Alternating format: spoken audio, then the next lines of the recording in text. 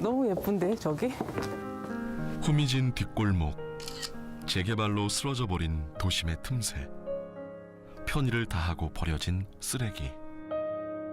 김정아 작가가 주목하는 것은 시간과 공간 속에 뒤처져 버린 우리의 흔적이다. 발전하는 새로운 것들에 의해서 뒤에 그냥 남겨져서 눈에 안 보이게 된 거, 그런 것들이 제 마음을 이렇게 붙잡았던 것 같고. 소외된 것들에 대한 따뜻한 연민의 시선, 그 속엔 어떤 가치가 담겨 있을까?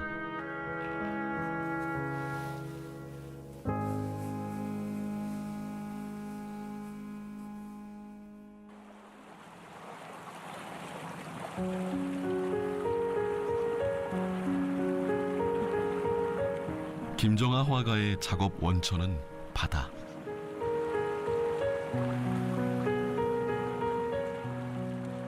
이제 20년 됐어요. 남편이 조선소에 오게 돼서 같이 왔어요.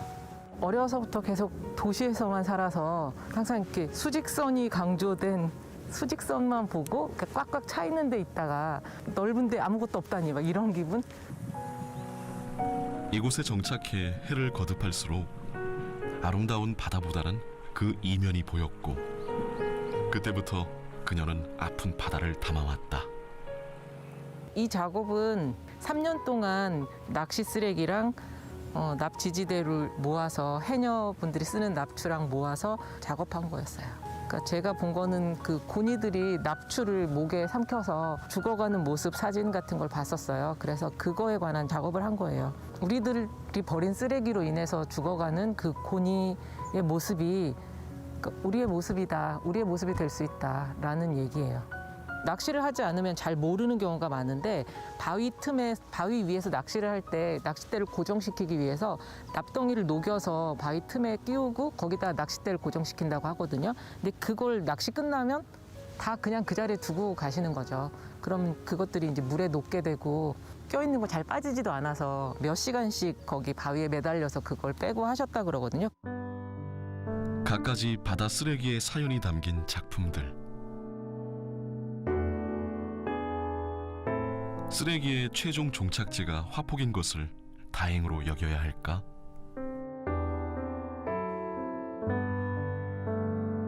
바다 쓰레기로 만든 파도 속에는 우리의 민낯이 함께 밀려온다.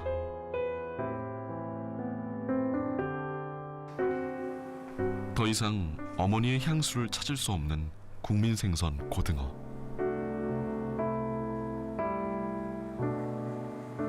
새가 있어야 할 자리에 들어찬 인간의 욕망. 그 욕망에 한 발 다가서면 자화상이 그려진다. 알면서도 외면하고 싶었던 환경에 대한 무관심을 낮고 강렬한 언어로 지적하는 김정아 작가. 보는 각도에 따라서 높낮이에 따라서 다른 그림이 보여지는 렌티큘러라는 기법으로 작업한 거예요. 멀리에서 봤을 때는 쓰레기가 가득한 해변이 그려져 있는데 이게 이렇게 다가가면 쓰레기가 사라지고 깨끗하고 새들이 있는 풍경이 되거든요. 그러니까 쓰레기가 가득한 저 해변에 내가 한 걸음 다가가면, 내가 행동으로 옮기면 우리가 달라지게 만들 수 있다라는 그런 생각을 표현한 작품이에요. 픽처레스크라고 하면 그림 같은 어떤 장관을 이룬 풍경 이런 걸 얘기할 때 쓰이는 표현인데, 원래 그림이라 그러면 나하고는 거리가 있는 이야기인데 그림에서 이 쓰레기가 액자 밖으로 튀어 넘어오는 순간, 그러니까 현실이 되는 순간이라는 생각에서 표현한 거예요. 이제 더 이상 그림 속의 얘기가 아니고 현실의 이야기가 됐다라는 그런 생각을 표현한 작품입니다.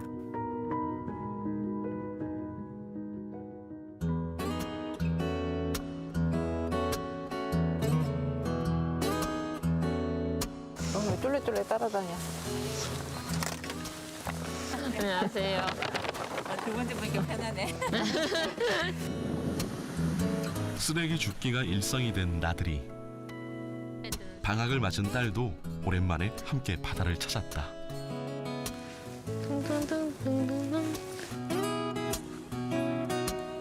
10년 전 처음 딸과 함께 쓰레기 줍기 봉사 활동에 참여하면서 환경에 관심을 가지게 됐고, 그 덕분에 엄마는 그림으로, 딸은 환경 전공을 살려 대학에 진학하는 계기가 됐다.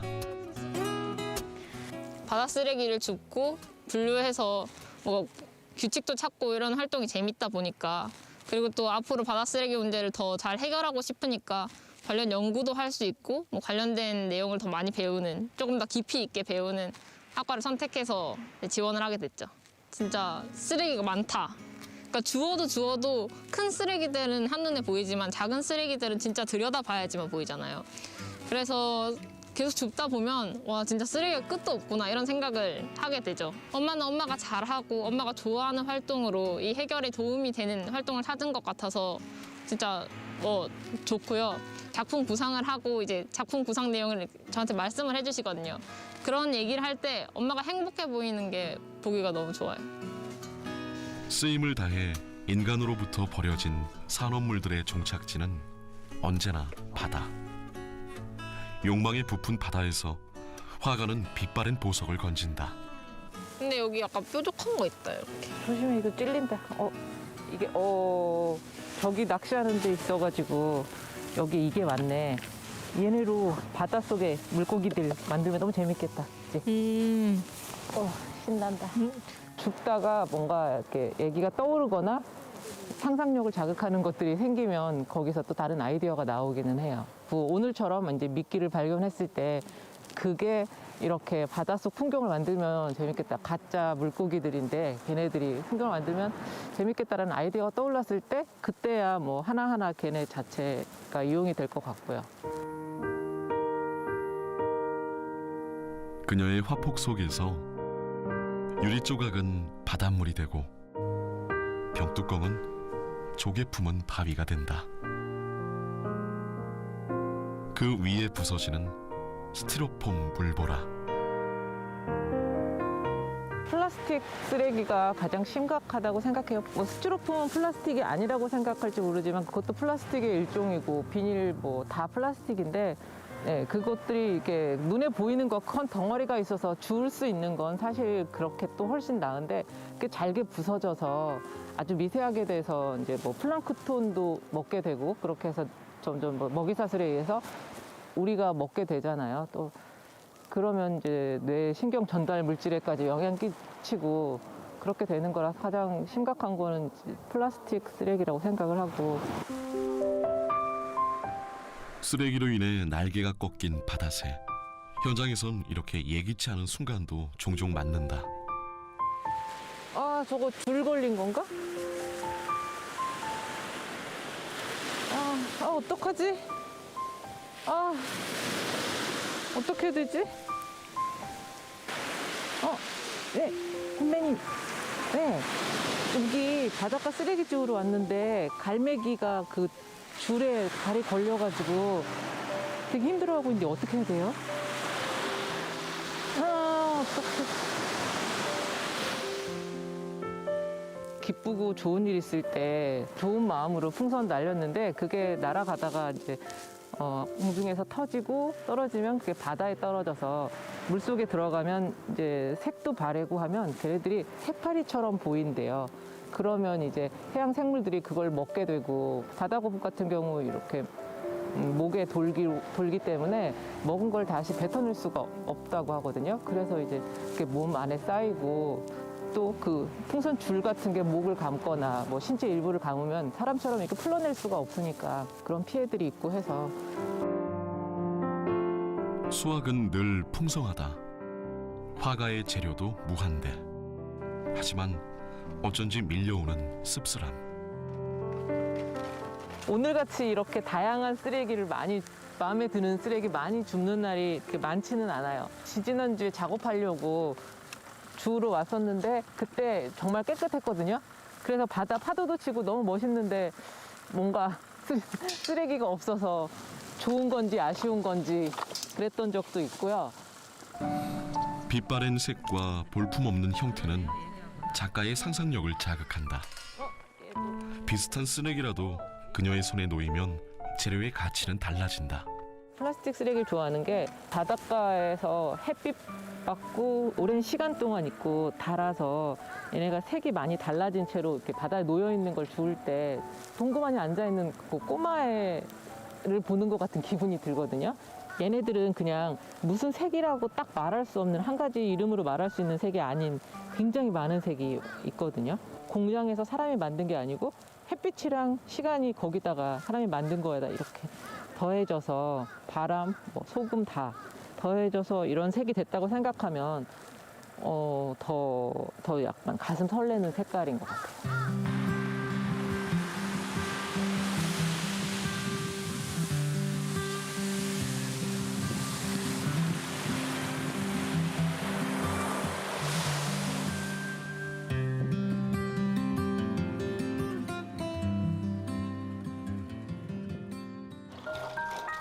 다시 인간에게 돌아온 쓰레기.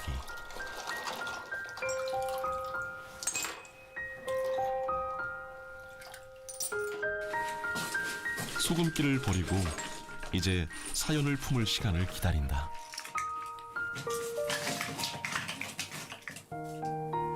부어온 애들은 가볍게 헹구기만 하지 아주 깨끗하게 씻어내진 않아요. 얘네들 자체의 그 느낌을 갖고 있어야 되기 때문에 최대한 많이 씻지는 않고 마르고 나면 이제 그러니까 크기별로, 그러니까 색깔별로 약간 분류를 해놔요. 다음에 쓸 때 바로바로 쓸 수 있게. 바다를 품었던 시간만큼 자본의 냄새를 덜어내고 희미한 파스텔 톤으로 제각각 빛을 내는 보석대. 흔한 소주병은 에메랄드 바닷빛을 머금었다. 뭐 소주병, 맥주병, 와인병 이렇게 해서 거의 이렇게 부르스름한 거하고 초록 계열하고 갈색 거의 세 종류. 근데 이 초록이 제일 많아요. 그리고 양식업에 쓰이는 굴 씨앗 넣을 때 했던 것들이라든지 이런 밧줄, 노끈, 담배꽁초 그런 것들이 있어요. 외국에서 우리 바다로 온 쓰레기들도 많아요. 그러니까 부자들 종류 대부분 중국 거인 것 같아요. 중국 글씨 써 있고 이런 것도 외국에서 온 거죠. 원래 모습이 뭐였을지 몰라서 상상하기 좀 어려운 애들도 있지만 얘가 좀 전에 얼마나 이렇게 환하고 예쁘고 그래서 좋아했을까. 근데 지금은 이런 이렇게 쓸쓸한 모습으로 된 그런 모습 좋아하고요. 환경 때문에 멸종한 공룡 같은 우리가 그런 입장인 것 같은 그런 기분이 들었어요. 바다에 혼자 버려져 있는 얘를 봤을 때. 이런 애들은 따로 모아요. 따로 모으고 아껴요. 버려진 쓰레기가 예술이 되는 모순. 그 쓰레기로 인간이 비싼 대가를 치른다는 메시지마저도 쓰레기를 통해 전달하고자 하는 화가의 성실한 고집이 만들어낸 역설. 환경 위기를 나타내는 환경 위기 시계를 만들 거예요. 0시부터 12시까지로 해서 지금 현재 시간이 9시 46분이거든요. 그러니까 거의 12시면 지구에 뭐 더 이상 살 수 없는 환경, 종말을 얘기한다고 했을 때 2시간 10몇 분만 남은 상태인 거죠. 그래서 그 환경 위기 상태를 이 작품으로 만들려고 하는데 지금 현재 우리가 좋아하는 아름다운 풍경을 먼저 하고 그 위에 우리가 버린 쓰레기들 덮어서 이 풍경이 점점점 사라져가는 걸 보여주고 싶어요. 더 많이 가지고 남들보다 더 잘 살고 싶은 욕망이 인류의 시간을 거꾸로 가게 한다는 경고. 지구인에게 남은 시간은 고작 2시간 14분. 멈출 수 없다면 이 시간을 어떻게 더디가게 할까? 작품의 메시지는 날카롭다. 그녀에게 작품은 인테리어가 아니다.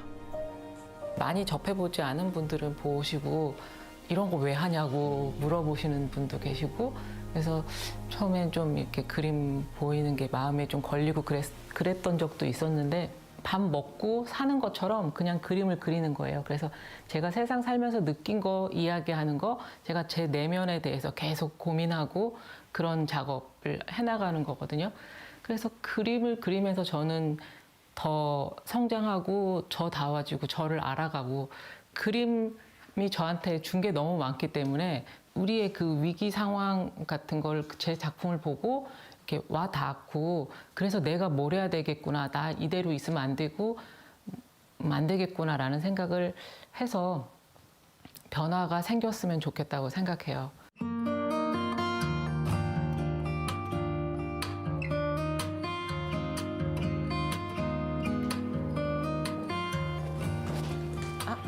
어떡하지? 안녕하세요. 안녕하세요. 어서 오세요. 네. 잘 지내셨어요? 네. 받는다거나 이러면 이제 환경이란 테마를 화폭에 담을 수 있었던 계기는 해양 쓰레기 문제를 집중적으로 연구하고 있는 이곳 오션과의 인연 때문이다. 이렇게 해가지고 설명을 해줘야 돼. 아 진짜? 김정아 작가는 이 단체의 예술 감독으로도 활동하고 있다. 이런 식 교재를 계속 필요로 해요. 김정아 작가님은 저희 오션 설립한 직후에 소개를 받아서 이제 만나게 돼가지고 처음에 해양 쓰레기로 인해서 야생동물들이 어떤 피해를 입고 있는지 그거에 대해서 그 세미나에 한번 초청을 해가지고 그 내용을 설명하고 나서 그때부터 이제 활발하게 그 관심을 예술 작품으로 이렇게 표현을 해주셨는데 벌써 10년 넘었죠. 10년 넘는 동안에 이제 저희들이 보고서를 내거나 뉴스레터를 내거나 논문을 내기는 하는데 그렇게 그런 어려운 말로 표현하지 못하는 것을 우리 작가님이 이 그림이나 작품으로 쉽게 설명을 메시지를 전달할 수 있게 만들어주고 계셔서 이제 그런 부분에 있어서는 저희하고 굉장히 협업이 잘 되고 있죠. 일단 오션을 알게 돼서 원래 저도 바다에 그 아는 게 너무 없었는데 알게 돼서 작업을 하게 됐고 그래서 거의 오션은 제 바다 쓰레기 작업의 어머니. 사람들한테 쉽게 환경이라는 무겁고 거대한 담론을 아이들에게 쉽게 와닿을 수 있도록 한 아이디어가 돋보이는 그림 작업들. 사람들의 공감을 불러내는데 예술만큼 좋은 코드가 있을까? 좋은 것 같아요. 이렇게 생겼는데 뒤집으면 어떻게 되나요? 이렇게 해가지고 이렇게 하면 얘가 싹. 이거 아이디어 되게 좋아. 저희 아이들 어릴 때부터 작업을 했기 때문에 우리 아이들로 생각해서 걔네들이 알게 되면 이렇게 하고 해서 처음엔 저희 아이들 어릴 때 이렇게 시작을 했고 이렇게 아이들이 커가면서 작업이 거기에 맞춰서 이제 계속 발전을 해 나갈 수 있었던 것 같아요. 딸과 함께했던 오션의 활동은 한 장 한 장 그림으로 남았다.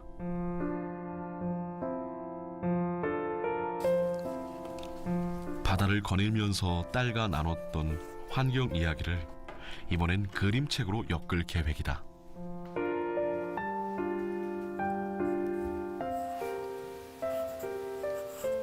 이제 제가 가장 관심 있고 잘 알고 있는 이 바다 쓰레기 문제에 관한 책을 쓰고 싶다고 생각했어요. 그래서 어린 아이들이 이제 이 환경 문제를 알면 좀 더 좋을 것 같고 앞으로 지구에서 살아갈 주인이니까.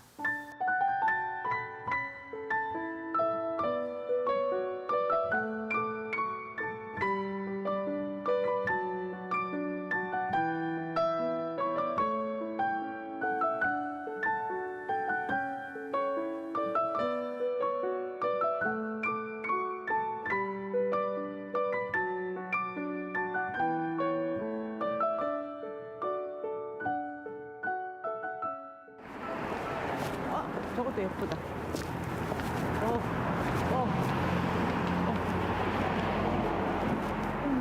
와, 예쁘다.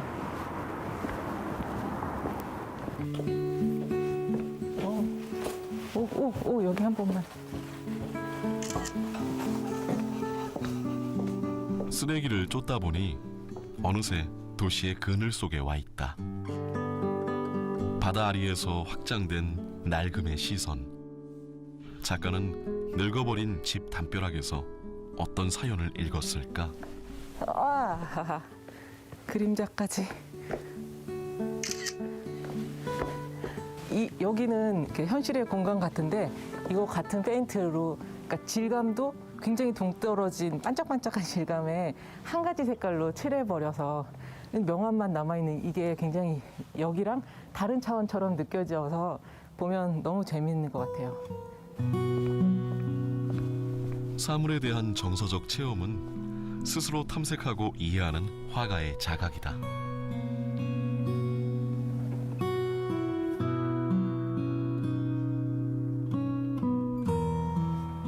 제 시선을 잡는 사물을 발견하거나 마음에 드는 풍경, 어떤 요소 그런 것들을 발견하면 그걸 기록해 놓으려고 빨리 가야 할 땐 사진을 찍어 놓고 그렇지 않을 때는 그려 놓기도 하고 그걸 하다 보면 일단은 이제 메모 같은 의미, 그 다음에는 이제 계속 그게 쌓이면 내가 내 시선을 잡는 것들이 뭔지를 알 수가 있게 되고 또 계속 보면 내 시선을 왜 잡았는지도 알 수 있게 되는 것 같아요, 걔네들이. 그녀의 기억이 머무는 작은 사물들의 일기.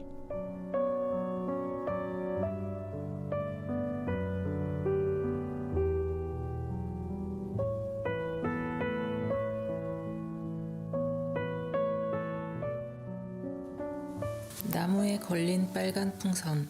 하루 종일 나무 아래서 아이들이 뛴다. 아이들을 뛰게 한다. 요즘 그녀는 도시의 틈새에 눈길이 간다. 지어진 지 오래된 그런 건물들이 시선을 잡는데 빠르게 발전하는 새로운 것들에 의해서 뒤에 그냥 남겨져서 눈에 안 보이게 된 거 그런 것들이 제 마음을 이렇게 붙잡았던 것 같고 계속 보다 보니까 그게 저의 모습하고도 많이 맞닿아 있다는 생각을 하게 됐거든요. 필요에 의해 빨리 지어졌지만 휑하게 늙어가는 건물 사이로 빛바랜 꿈이 날아가는 어떤 날. 색색의 타일과 벽돌이 별처럼 빛나던 밤. 문득 달빛 따라 떠나는 어린 시절의 추억, 동심이 꽃핀다. 다닥다닥 따뜻하게 껴안고 사는 신림동의 소외된 건물들. 그녀의 눈에는 절경산수와 다르지 않다. 캔버스 하나하나가 약간 다른 시간을 가지고 있는데 서로 굉장히 비슷하게 연결이 되어 있는 작업들을 하거든요. 그게 이제 과거와 현재, 미래에 있는 조금씩 차이가 나지만 다 연결이 되어 있는 시간이 연결되어 있는 작업인데 그 작업을 하면서 그 옛날의 나, 지금의 나, 나중의 나 이렇게 공존하고 서로 치유해 가는 그런 느낌을 받아요. 반복적인 붓터치를 하면서. 그래서 그런 역할들을 각자도 다 할 수 있을 거라고 생각해요. 해야 한다고 생각해요. 금방 가치를 잃고 버려지는 것들. 도시와의 관심 밖으로 밀려난 찰나의 시선을 놓치지 않고 말걸기를 시도해온 김정아 작가. 그 불안의 그림자만을 오려내어 보이지 않던 부분을 마주하게 하는 힘. 그녀가 길 위에 서 있는 이유다.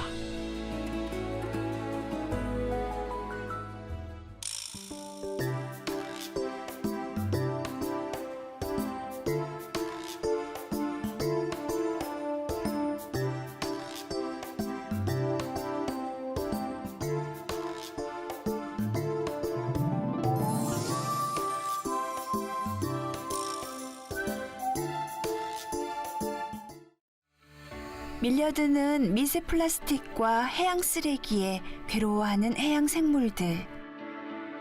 무려 700여 종이 넘는 해양 생물들이 해양 쓰레기를 먹이로 착각해 먹고 있는데요.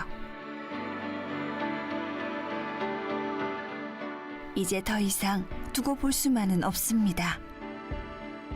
우리 바다를 보호하고 친환경적인 미래를 만들기 위한 움직임이 시작되고 있습니다.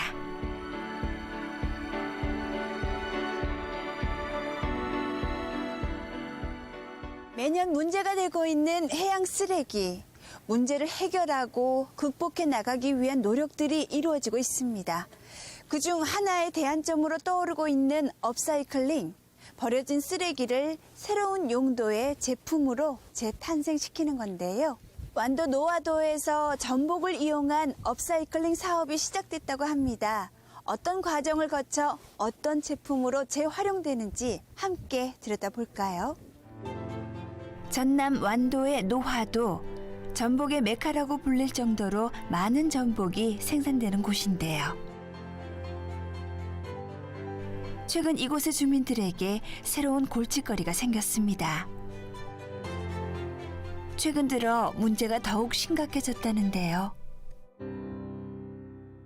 노화도 하면 가장 먼저 떠오르는 게 전복이잖아요. 네. 전복 생산량이 어느 정도 돼요?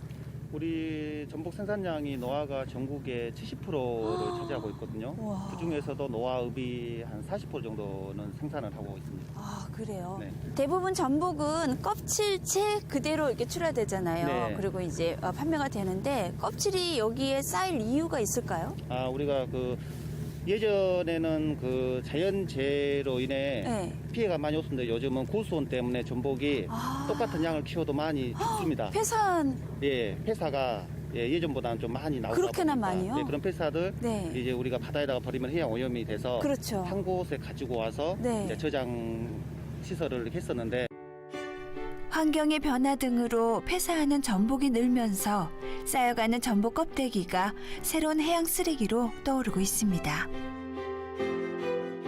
이를 해결하기 위해 전복 껍데기를 이용한 업사이클링 사업, 전복 폐각 자원화 사업이 시작됐습니다. 오육을 돼버리면은 하루에 뭐 10치씩 파니까 뭐 하루에도 한 곳에 일정량을 저장해 놓기까지가 너무 그 많은 양이 나와서 그렇죠. 예, 그래서 그런 부분이 미흡해서 네. 우리가 그 따로 바다에다가 네. 그 폐각을 그 담을 수 있는 저장 장소를 설치를 해놨습니다. 바다에다가요? 최근에. 예, 최근에요? 예. 예. 예전에는 그렇게 못했죠. 네네. 예, 양은 많고 또 사실 그 오래된 거에서 나오는 약취도 좀 있었을 그렇죠. 것이고 네. 어찌 보면 해양 쓰레기에 들어갔을 수도 있잖아요. 그렇죠. 예. 그렇군요. 전국에 이런 시설이 갖춰진 것이 또 있나요? 우리 이번에 그 시설이 지금 처음으로 시범으로 지금 설치되는 걸로 알고 있거든요. 네. 이 부분 저는 더 이렇게 광범위하게 많이 시설이 돼서 네. 해양 쓰레기를 바다에 버리지 않고 네. 수거해서 가지고 오면은 네. 예, 저기 가공 공장으로 갈 수 있는 이제 이런 시스템이 좀 앞으로 더 많이 활성화됐으면 예. 바람이. 연간 약 5만 2천여 톤의 폐각이 발생하고 있지만 처리량은 고작 30% 정도. 해양 환경 보호를 위해 북고리 마을 주민들이 함께 힘을 모았습니다. 마을 공동으로 바닷가에 해상 전복 폐각 수거장을 설치했는데요. 지금 이게 폐각인 거죠? 네네. 와, 근데 이게 어느 정도 모인 양이에요? 이게 지금 이틀에 모인 양입니다. 아, 이틀 정도 이렇게 있다. 근데 바다 밑에다가 이렇게 저장을 하네요? 네. 어. 그러면 이제 그 노폐물이 네. 이게 한 3, 4일 정도 지나면은 빻기 때문에 네. 껍질만 이렇게 수거할 수가 있거든요. 아, 근데 이 집 미역들은 자연적으로 들어온 건가요? 아니요, 우리가 이제 그 전복 먹이를 미역을 지금 시기에 주고 있는데 네. 예, 같이 이제 그 이물질이기 때문에 네. 같이 바다에 버리지 않고 같이 수거해서 우리가 이제 저장 공간으로 저기 가지고 갑니다. 아, 그래요? 지금 아주 가까운 곳에 위치해 있네요? 네. 네. 먼 바다에 있으면은 그때그때 수거를 하지 못하기 때문에 어. 기상 때문에 또 가지고 올 수도 없고 그래서 가까운 곳에 설치를 해서 어민들이 죽은 껍질을 가지고 오면은 버릴 수 있는 공간을 마련해 놓고 바로바로 저기 그 육상 수거장으로 가지고 갈 수 있게끔 가까운 곳에 설치해 놓은 거예요.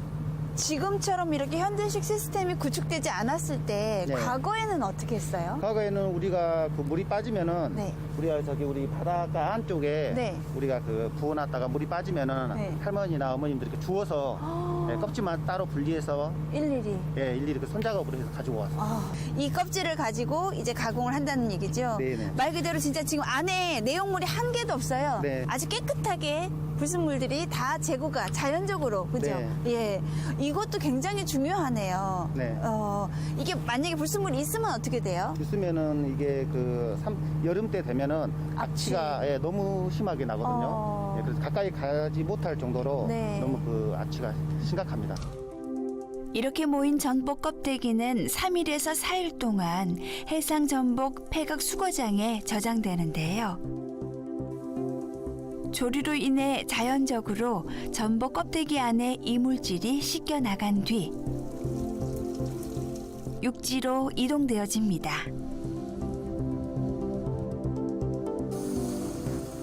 그 후 새로운 자원으로 재활용되어지죠. 지금 이 폐각, 수거 한 폐각은 어디로 가는 거예요? 우리 전복 폐각 자원화 센터로 이동합니다. 아, 그 재활용하는 것 중에는 뭐가 있을까요? 우리 생석회가 있고요. 네, 또 단미 사료. 사료. 예. 네, 그리고 우리가 그 나전칠기. 나전칠기, 예. 그렇기 때문에 이제 국내산이 막 부족해서 그렇죠. 외국에 수입해서 쓰는 지금 맞아요. 형편은 아닙니다. 그런데 네. 그래도 일부 이렇게 할 수 있는 걸 다양하고 있습니다. 그렇군요. 폐각 중에서 유일하게 자원화되지 못하고 해양 쓰레기로 남아있던 전복 껍데기.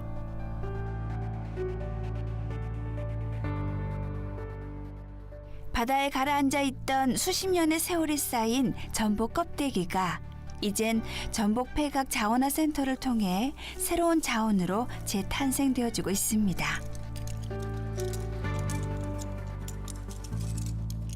앞에 보이는 폐각은 이미 분류가 되어 있는 것 같네요. 예, 우리가 수거해온 전복 껍데기에 여러 가지 이제 부산물, 특히 생활 쓰레기 줄이라든가 또 비닐이라든가 네. 이게 소송에 들어가면은 많은 매연이 생길 수 있고 또 민원이 발생할 수 있어서 예. 그걸 좀 분류해가지고 깨끗한 상태에서 소송하게끔 이렇게 분류해놨습니다. 이것은 바로 소송할 수 있는 것이고요. 예. 수거해온 전복 껍데기들은 살균부터 열성 처리의 과정을 거친 뒤 제품화되어지는데요.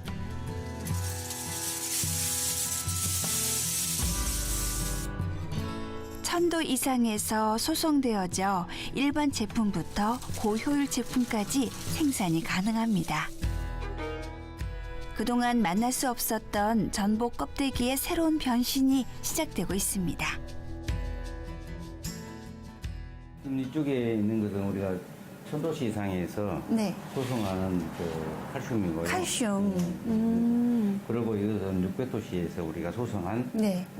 탄산칼슘입니다. 아, 그 온도 차이에 따라서 성분이 달라지나요? 예, 그렇습니다. 우와, 그렇군요. 예, 1000도씨가 넘어서면은 네. 이렇게 생석회나 이런 데하고 단미사료는 사용하기가 좀 불편한 게 많습니다. 그렇군요. 그리고 이것은 이제 소송을 하지 않고 네. 살균 살균만? 처리만 해서 하는 네. 원폐각입니다. 색깔이 너무 예쁘거든요. 예, 예. 이 친구들은 어디로 가야 될까요? 우리가 이제 타일이나 네. 이제 벽체 이런 데 바르는 데 많이 사용할 수 있게끔 지금 우리가 구안이 검사하고 있습니다. 맞아요. 이게 집안에 이렇게 화사하게 네. 타일을 이 빛깔로 이 전복의 껍데기를 활용한다면 이제 첫 발을 내디딘 전복 폐각 업사이클링 사업. 올해 상반기쯤이면 상용화되어 많은 분들이 만나볼 수 있다는데요.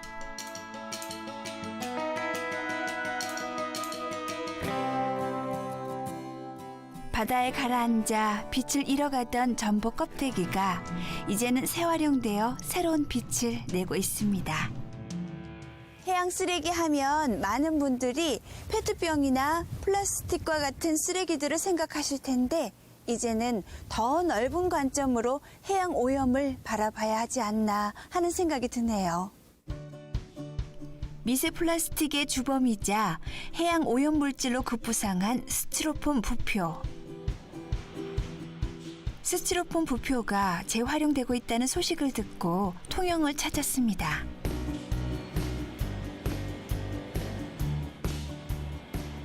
네, 이곳은 그 해안면에 발생된 그 폐수 스티로폼 부표를 이제 수거를 해와가지고 여기서 이제 파쇄, 건조, 그 성행을 거쳐가지고 그 인고트라는 재활용품 원료 생산을 하는 곳입니다. 지금 하루에 1200개 정도 처리를 해도 지금 발생량의 한 100%를 지금 처리하지 못하고 있는 그런 상황입니다. 그래서 앞으로 향후 계획으로서는 이제 정설이 더 되어야 하는데 지금 이제 여유 공간 부지가 없다 보니까 지금 정설을 하지 못하고 있고. 스티로폼 부표는 감용기라는 장비를 통해 재활용 원료로 다시 태어나는데요.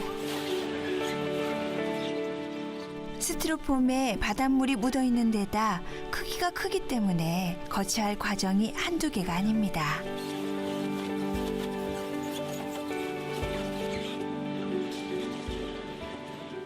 먼저 이제 파쇄 과정을 거칩니다. 파쇄 과정을 거친 다음에 이제 저장조로 이제 올리게 되고 저장조에서 1차, 2차 건조 과정을 이제 또 거치게 됩니다. 건조 과정을 최종적으로 거치고 나면은 압출 성행기 저장조로 들어가서 최종적으로 이제 열에 해가지고 이제 녹이게 됩니다. 그것을 이제 최종적으로 나오는 것이 인고토 이제 녹여서 인고토가 이제 생산되는 것이죠. 바닷물에 젖었기 때문에 충분한 건조 과정이 필수인데요. 잘게 쪼갠 후 강한 열을 가해주면 고추덩어리 페스트로폼 부표도 재활용이 가능해지는 거지요.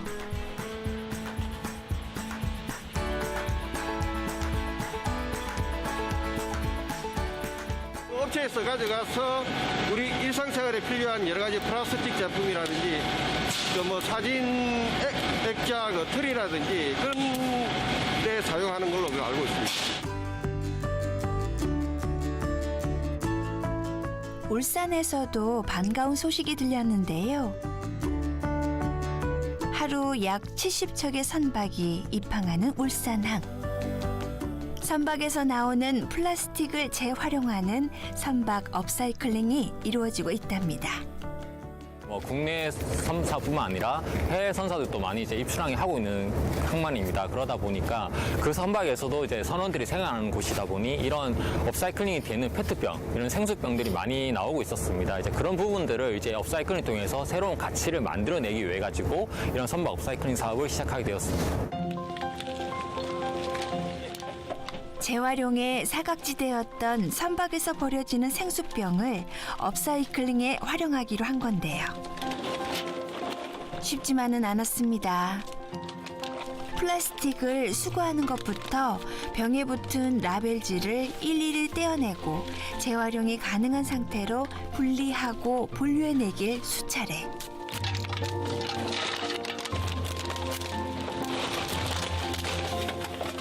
수거량이 많은 데다 무엇보다 일일이 사람의 손을 거치기 때문에 번거롭기도 했지요. 오늘 저희가 이 1톤 트럭으로 지금 3번째 싣고 왔거든요.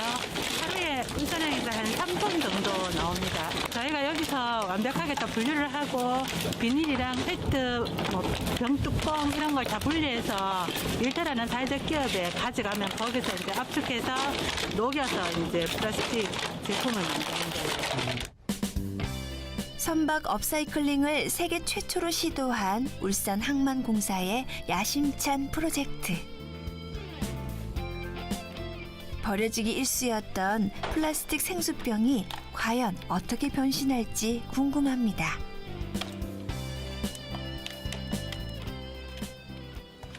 울산항에서 모아진 플라스틱이 여러 가지 과정을 거쳐서 솜이 됩니다. 그 솜이 이곳으로 울산으로 도착을 하면 우리 지역민들, 어르신들의 손품으로 예쁜 고래 인형으로 탈바꿈하는 곳입니다.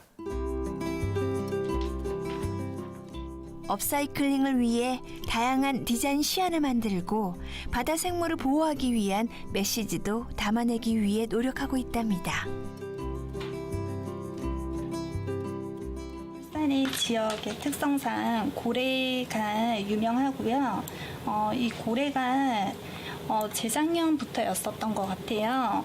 뉴스에 나왔는데 플라스틱을 많이 먹고 이렇게 죽어서 발견되는 사례가 되게 많아졌어요. 그래서 저희가 고래를 뭔가 보호하면서 고래를 알릴 수 있는 일이 어떤 게 좋을까라는 생각이 들어서 고래를 선정해서 이렇게 저희만의 고래로 디자인해서 소개하고 있습니다. 드디어 솜으로 1차 변신에 성공한 페트병들. 다시 한번 더 손길을 거쳐 귀여운 고래 인형으로 탈바꿈하게 되는데요. 페트병의 기적, 이게 바로 업사이클링이지요. 이거 우리가 찾는 고래다. 업사이클링이 여기 있었네. 이랬을 때는 어머니들이 이게 생각이 많이 좋게 생각하고 있구나. 이럴 때는 저는 굉장히 이 업사이클링 하면서도 기쁨을 느낍니다.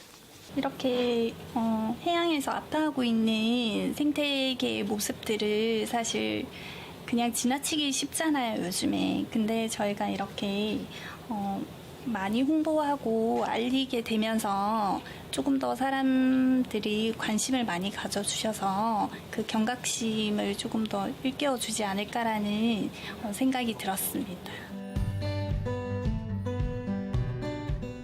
장생포 고래박물관에서는 선박 업사이클링으로 다시 태어난 고래 인형들을 전시 판매하고 있는데요. 버려진 페트병들을 다시 사용하는 것은 물론 바다를 보호하는 메시지까지 전할 수 있어 일석이조의 효과를 누리고 있답니다.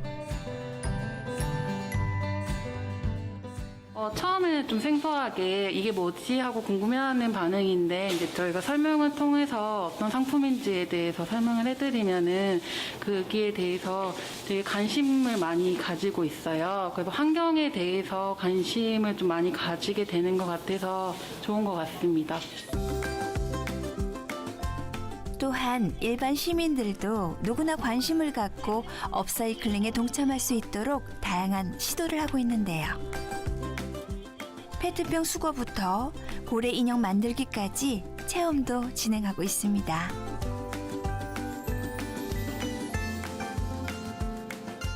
환경 보호에 대한 교육이 이루어지고 있는 셈이지요. 우리가 일반 국민들이 사용하다 버린 페트병들이 자연스럽게 바다로 많이 흘러가고 있었습니다. 이제 그러다 보니 그 흘러가는 걸 막기 위해서는 분리수거가 먼저 필요하였고, 그럼 그 분리수거를 왜 해야 하는가에 대해서 좀 이제 국민들이 많이 좀 알 필요가 있었습니다. 그래서 그렇게 잘 분리수거된 것이 어떻게 이런 새로운 가치가 만들어지는가에 대해서 좀 스스로 알 수 있는 부분을 만들었고, 특히나 이런 부분들은 이제 우리 자라나는 어린 아이들에게는 좋은 교육 요소로 작용되고 있습니다.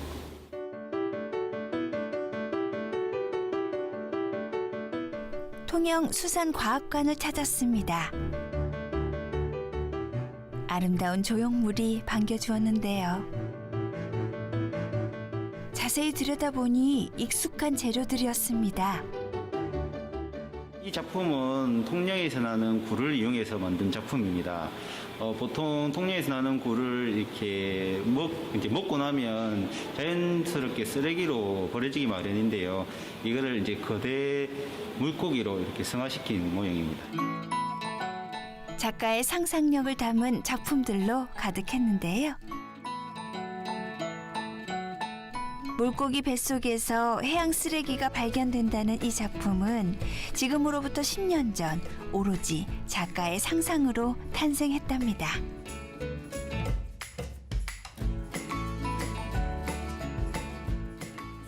풀머슴 새를 한 20년간 연구하신 박사님의 세미나를 들었었거든요. 근데 그 새의 위장에서 플라스틱 조각이 발견된 거에 대한 연구를 하셔서 발표하신 건데, 그걸 보고 이제 생각을 한 거죠. 네, 이런 상상을 하게 된 거예요. 네.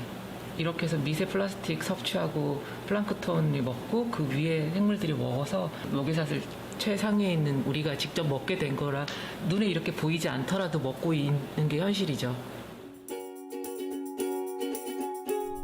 통영 다라공원에도 해양 쓰레기를 업사이클링한 예술작품이 자리하고 있는데요. 김정아 예술감독의 한없이 무거운 이라는 작품입니다. 실제 바다 조업에 쓰이는 어구들을 활용해 작품을 만들었지요.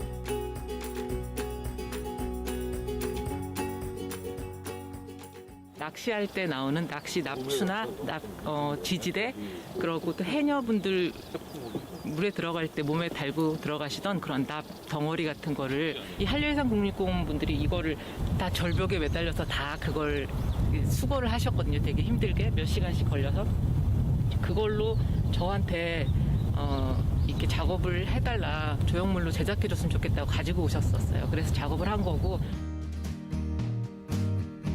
해양 쓰레기로 인해 죽어가는 바다 생물의 이야기를 담은 작품. 해양 쓰레기에 대해 알리고 문제가 개선되길 바라는 마음을 담았답니다. 납이 사실 인간한테도 굉장히 큰 피해가 되지만 저렇게 몸집이 작은 애들한테는 조금 작은 양으로도 굉장히 큰 그 위협이 되고 한다는 거를 이제 표현을 해본 거예요. 그러니까 알면서도 그 생물한테 피해를 주려고 하는 건 아니고 몰라서 그런 경우들이 상당히 많더라고요. 그래서 좀 이 작품을 보다가 이렇게 알게 됐으면 좋겠다는 생각을 했고. 김정아 예술감독의 작업실엔 해양 쓰레기를 활용한 작품들이 정말 많았는데요.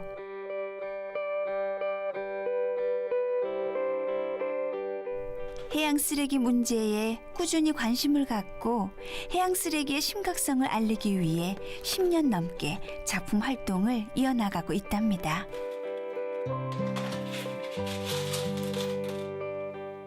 최근 또 다른 작품 구상에 몰두하고 있는데요. 이 작업은 지금 아주 구상이 완전히 다 끝난 건 아닌데 굉장히 물질적으로 풍요로운 시대에 살고 있잖아요. 그래서 그런 자유, 뭘 막 쓰고 버리고 하는 그런 자유를 누리는 대신에 생기는 그 책임, 그거에 우리의 추억의 그림자라는 거를 표현해보고 싶어서 하고 있어요.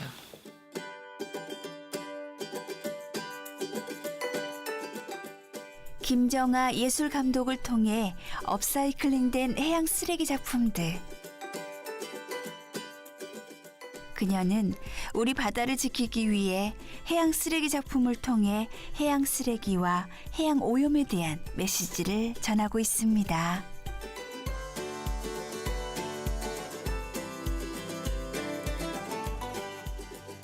나도 자연의 일부고 자연이 내 일부가 될 거고라는 생각을 하고 더 이상 오염되지 않게 또 다시 회복될 수 있는 기회를 우리가 주려고 노력을 했으면 좋겠어요.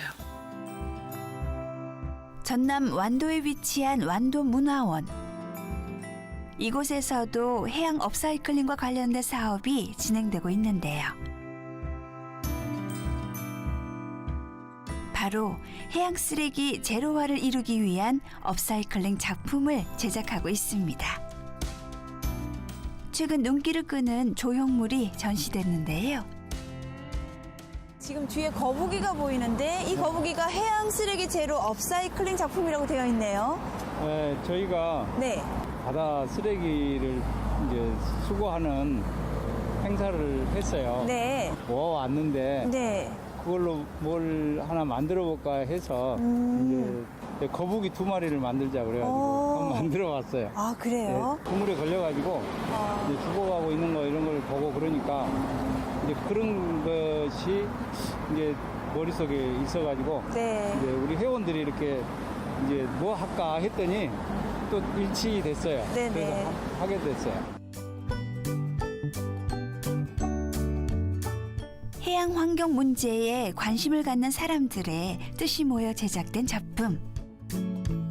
수거된 해양 쓰레기는 대부분 폐기물로 처리하지만 그 가운데 일부를 작품으로 제작해보자는 생각에서 시작됐습니다.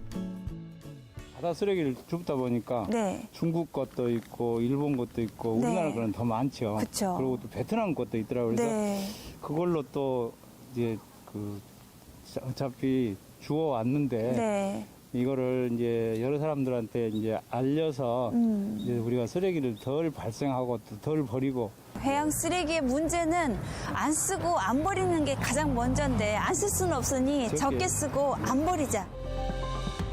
해양 쓰레기 제로 업사이클링 사업의 일환으로 정기적으로 이루어지는 해양 쓰레기 수거 운동. 주로 배가 접근하기 어렵고 인적이 드문 곳을 찾아 진행하는데요.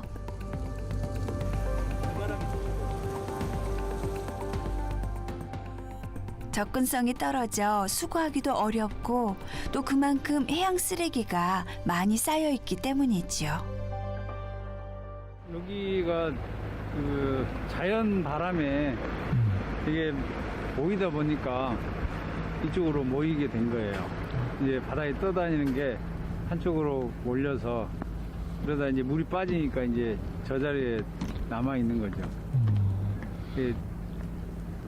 여기가 배가 들어오기가 어렵고 치우기가 어려운 공간이라 못 치우고 있었던 것 같아요. 배가 들어갈 수 없기 때문에 직접 보드를 타고 들어가 해양 쓰레기를 싣고 옮기며 수거해오고 있는데요. 수거된 해양 쓰레기는 종류도 나라도 제각각.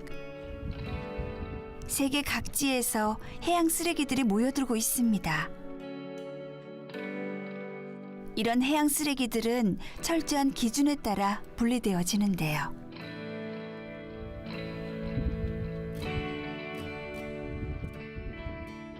수거한 쓰레기 중 일부는 저희가 이제 재활용할 겁니다. 그래서 좀 이제 작품으로 쓸 수 있는 그런 것들은 제가 따로 이제 모아서 보관했다가 제가 이제 금년에 또 새로운 저용물을 하나 만들 계획이거든요.